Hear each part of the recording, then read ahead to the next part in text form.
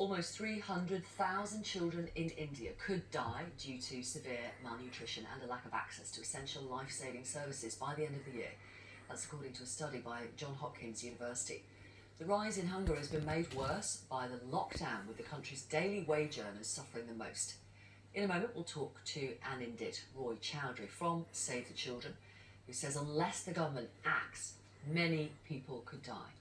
But first, Divya Arya reports on the devastating reality for millions of Indian workers.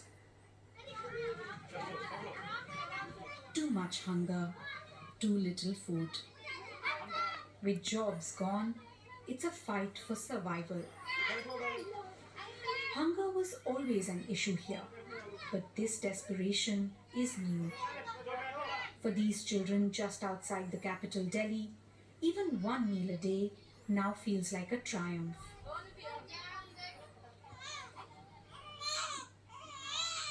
Shiva is just 1 month old. His parents rely on daily wages to buy food. And like millions of others, they lost work after the government announced a lockdown in March. We used to cook rice, rotis, and vegetables before the lockdown. Our children ate well. Now they remain hungry because we have no money and no work.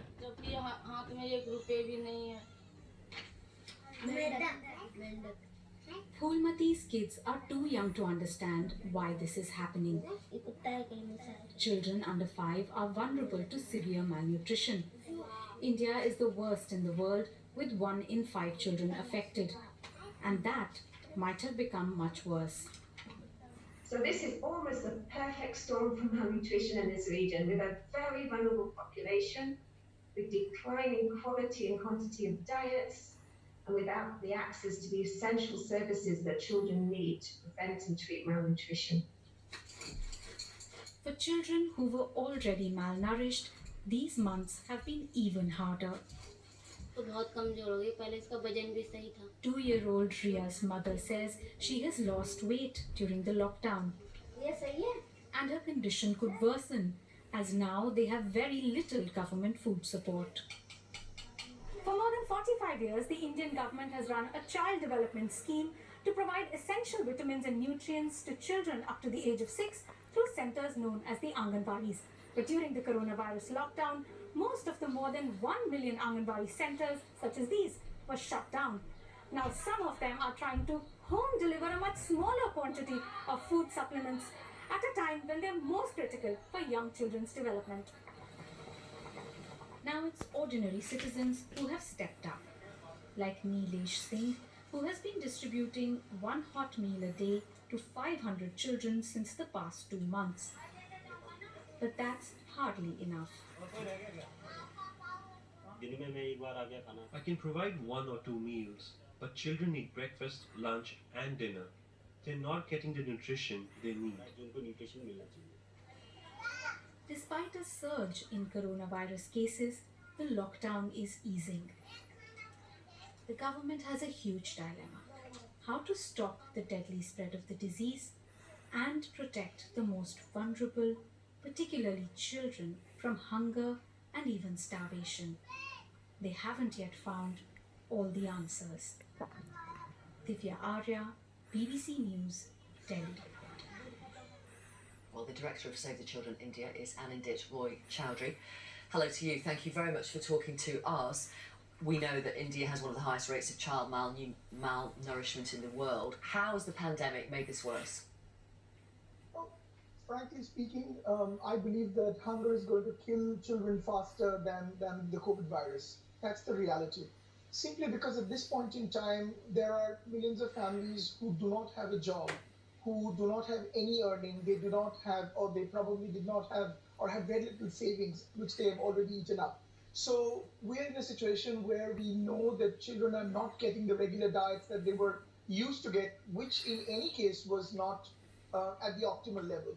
The other piece, which is also very important, is the Anganwadi centers that the earlier news was covering appropriately. The Anganwadi centers, or the drop-in centers, the learning centers, they were providing the midday meals to these children, and for some children, that was the only one nutritious meal that they were getting in the entire day. Now even that has stopped. So the worry, frankly, is that there is a possibility of many more children going into malnourishment and probably succumbing to it. And is the government doing anything about that? Well, I must start by saying that this situation is so unique and the challenge is so huge that it's not an easy answer for any government, and also not for India, particularly with the large populations that we have. But still, there are a few important things that are being done. One, of course, is the midday meals that were being provided in these Anganwadi centers are now being home delivered to a certain proportion, which unfortunately is not to the same quantum as it used to be, but is being sent home to some of these children. I think a lot more focus needs to be put into that.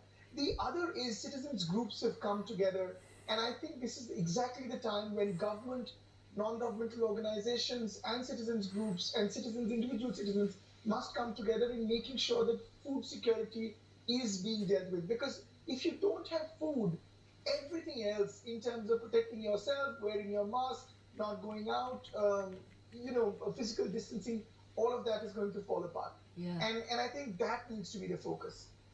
And presumably time is of the essence because these children are hungry now, today, yesterday, the day before.